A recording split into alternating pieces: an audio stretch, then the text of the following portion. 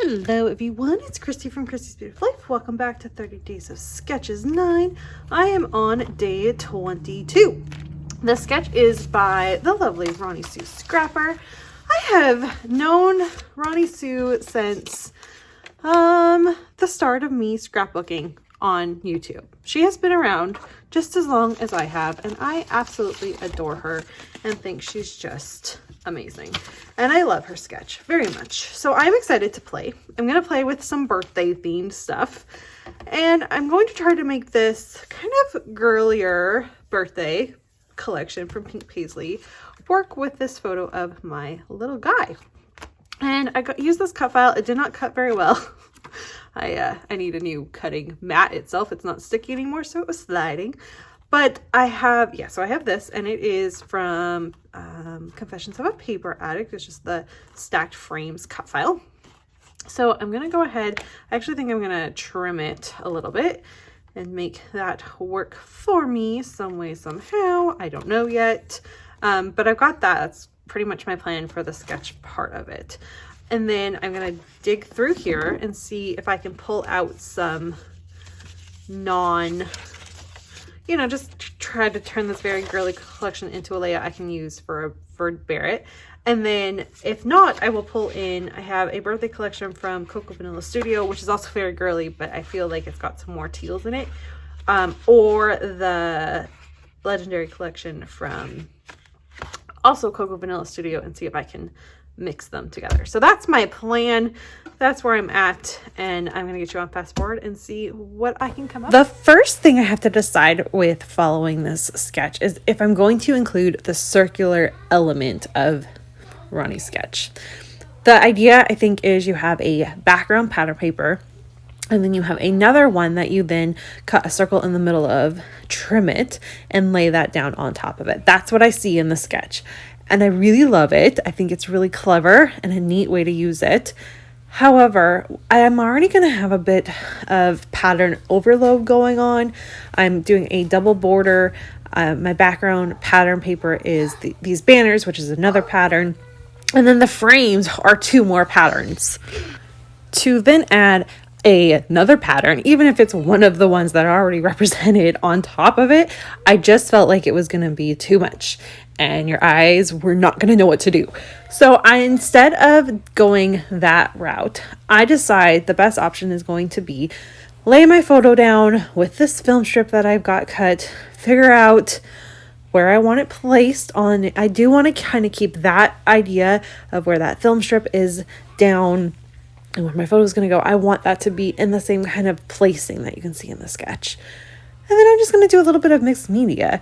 Originally, I'm thinking just a simple whitewash. I have this really pretty, it's a white acrylic paint that has like a shimmery metallic kind of feel to it. It's really, really pretty. I get it at Michael's. So that's kind of my first plan. And then I end up using some gesso as well and doing some mixed media. So you're going to see that come up. Of course, I have to get everything all figured out first. The cut file that I chose is a double frame layer. So I had to trim that down and make it just one. I felt like it was going to work better. Again, lots of patterns going on. I don't need it to be too complicated. And my photo is going to cover up most of the other frame anyways. So I might as well just cut it and make it work just as this single frame like that. I'm very happy with this. Even though it was a mistake, the way that both of them cut wasn't perfect. In the end, it worked perfectly. My photo's going to slide into that one open slot that did get cut. And I'm just going to work with it and be happy with how it turned out. I'm now looking at this and thinking, okay, what am I going to do? You saw me grab that green pattern paper again. That was my original thinking, was maybe I'll do it the circle out of that. But I wasn't going to be able to get the same effect because I wasn't going to put a circle in the banner and layer it with the green. I was actually going to place the green circle on top of it. And I felt like it wasn't going to work. And that's why I've resulted into doing this mixed media, which it's not a ton. I just do a little bit of this whitewash. My hands, I like to use my hands.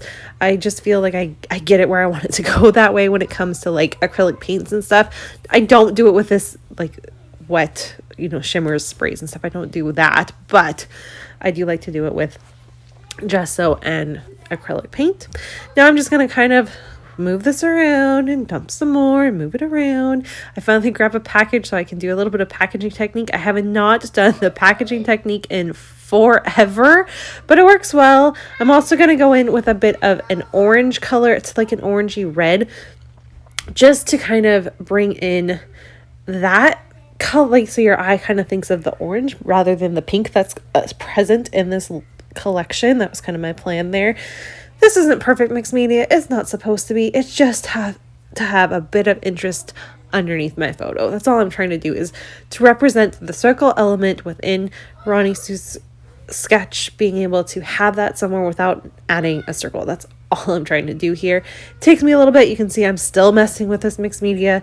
I am not a mixed media expert. I just kind of do until I'm somewhat happy with it, and I always underestimate how much surface I actually need to use, and I end up covering most of it up all the time anyway. So I was trying to avoid that. Went ahead, did the splatters going on there. I'm gonna let this dry. I think I may let this dry overnight just to make sure that it's all nice and dry and flat and good to go for the next day, which brings us to finally getting the rest of this layout done. I am going to back my photo with this kind of confetti pattern paper. So I did bring in one more pattern, but it's very subtle and I'm good with that. And then layering this frame, and you can see me showing you really quickly that little area. I hated the way those splatters turned out. It was wet on wet, and so it started to spread. And I had this little die cut that had 2 little sparklers, and he's 2 in these photos. So I'm like, perfect. Just added that there, covered up my mistake, and it gives a subtle nod to the fact that this was his 2nd birthday. And now I'm just going to play. I'm just going to layer in a few things, some stars, the banner you can see up at the top. I find a few of these little words with I guess they're also banners. I don't know. The upper one's a tag, I guess. And I'm going to just layer those to the side. Honestly, I'm just trying to use up this collection the best way I can with the pieces that don't scream girl to get this on the layout, so that you can see that just because a collection may lean towards one thing, it doesn't have to. I am still using it for a birthday, so I am using it for what it's meant for. I just happen to be using it for a boy birthday rather than a girl birthday. I'm really happy how it turned out. Using the certain colors to bring that out, I feel like just helps tie everything in together. There's lots of stars in this collection, so I went ahead and grabbed some of those. The word party is in gold, so I'm trying to bring out some gold in little places without it being too overpowering. I don't want there to be a ton of gold on this particular layout.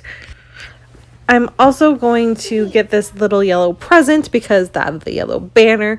Again, trying to do my best at a visual triangle because we all know how much I talk about those and how much I love them. So trying to get that done. And then I'm just going to wrap it up by adding one more little frame. So it's kind of got a little bit of a better, almost an L shape going on.